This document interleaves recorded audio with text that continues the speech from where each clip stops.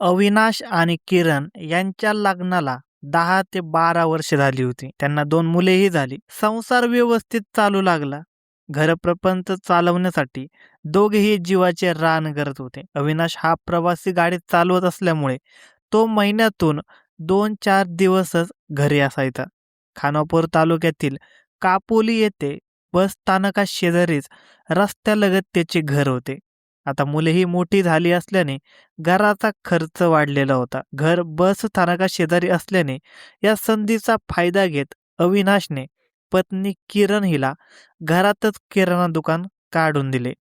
किरण ही हुशार आणि व्यवसायात मुरलेली असल्याने तिने अत्यंत कुशलतेने किराणा दुकान चालवलं. नम्र आणि गोडी गुलाबीने तिने किराणा व्यवसायात चांगलाच जम बसवला. ती मनमोकळ्या स्वभावाची असल्याने तिने सर्वांशी गोड बोलून किराणा व्यवसाय चांगलाच वाढवला होता. धंद्यात भरभराट होत होती, पण याचा नेमका वेगळा अर्थ अविनाश काढू लागला होता. पत्नी किरणचे किराणा दुकानातील कोणातरी ग्राहकाशी वाईट संबंध आहेत, म्हणून ती त्याच्याशी दिवस रात्र मोबाईलवरून बोलत असते, असा त्याने अर्थ काढला. आधीच त्याला आपल्या मित्राच्या सोबतीने दारू पिण्याची सवय लागली होती. त्यातच आता तो घरी येताना दारू पिऊनच येऊ लागला. दारूच्या नशेत आला की पत्नी किरणबरोबर भांडण काढत, तिच्या चारित्र्यावर शिंतोडे उडवत, तिला शिव्या देत मारहाण करू लागला. तिच्या या शिव्या देण्यामुळे आणि संशय घेण्यामुळे लोकांचे मतही तिच्याबद्दल वाईटच होऊ लागले. आता नवरा तिच्याबद्दल वाईट बोलतो म्हटल्यावर लोकांचेही चांगलेच फापले होते.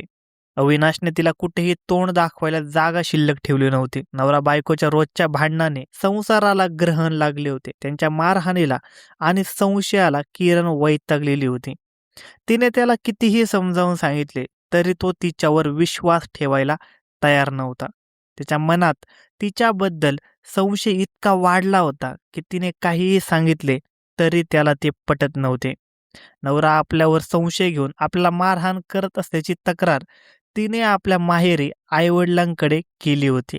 तेव्हा त्यांनी जावई अविनाश याची खूप वेळा समजूत काढली, परंतु त्याचा फारसा परिणाम त्याच्यावर झालेला नव्हता.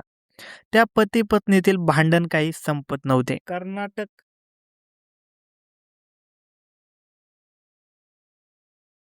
कर्नाटक राज्यात किराणा दुकानात मसाला तंबाखूच्या पुड्या मिळत असल्याने तरुण मंडळी तिच्या दुकानात नेहमी येत असत. त्यातीलच एका तरुणासोबत आपल्या पत्नीचे संबंध आहेत अशी माहिती त्याला मिळाली होती. त्यामुळे त्याचा संशय बळावत होता.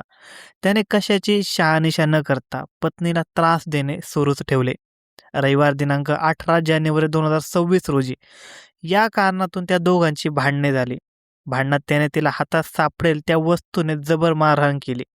त्याने मारहाण केल्याने तिने कापोलीतून आपल्या आईवडिलांना बोलावून घेतले. तिच्या आईवडिलांनी दोघांची समजूत काढून भांडण मिटवले आणि ते निघून गेले. तू आपल्या भांडणात आईवडिलांना का बोलावून घेतले असे म्हणत तो तिच्याशी भांडू लागला.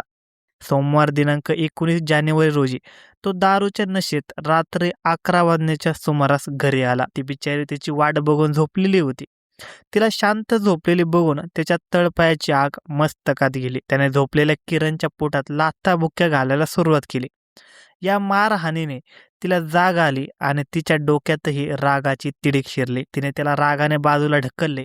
तो बाजूला जाऊन पडला. तो दारूच्या नशेत असल्यामुळे त्याला धड उठता सुद्धा येत नव्हते. कसाबसा जागेवरून उठत तो तिला शिव्या देत अपशब्द वापरत असल्यामुळे तिच्याही रागाचा पारा चढला. तिनेही त्याला प्रत्युत्तर देण्यास सुरुवात केल्याने त्याचा पारा आणखीनच चढला. तो आजूबाजूला काही सापडते का पाहू लागला. त्याला बाजूलाच एका काठी पडल्याचे दिसले. त्याने त्या काठीने तिला जबर मारहाण केली. स्वयंपाक खोलीत जाऊन त्याने लाटणे आणले. ते लाटणे आणि काठीने त्याने तिला बेदम मारहाण केली. या मारहाणीत ती घायाळ झाली. तिच्या हाताला आणि डोक्याला जबर मार लागला होता. डोक्यातून अति रक्तस्राव झाल्याने ती जागीच बेशुद्ध पडली. काही वेळा तर तिचा श्वास थांबला, पण याची त्याला जाणीव सुद्धा झाली नाही. ती झोपली असेल म्हणून तोही झोपी गेला.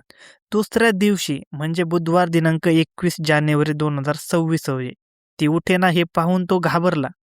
त्याने एक दोघांच्या मदतीने तिला आपल्या गाडीत घालून खानापूर येथील एक खाजगी दवाखान्यात नेले. तेथील डॉक्टरांनी तिला उपचारापूर्वीच मृत्यू झाल्याचे सांगितले.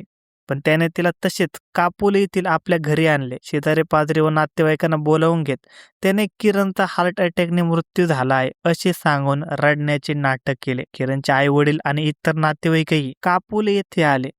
त्यांना थोडी शंका आली, कारण 2 दिवसापूर्वीच त्यांनी किरण आणि अविनाश यांचे भांडण मिटवले होते. त्यावेळी अविनाशने किरणला जबर मारहाण केल्याचे त्यांना माहीत होते. यावेळी तसंच झाले असावे अशी शंका आल्याने त्यांनी मयत किरण हिच्या जवळ जाऊन पाहिले.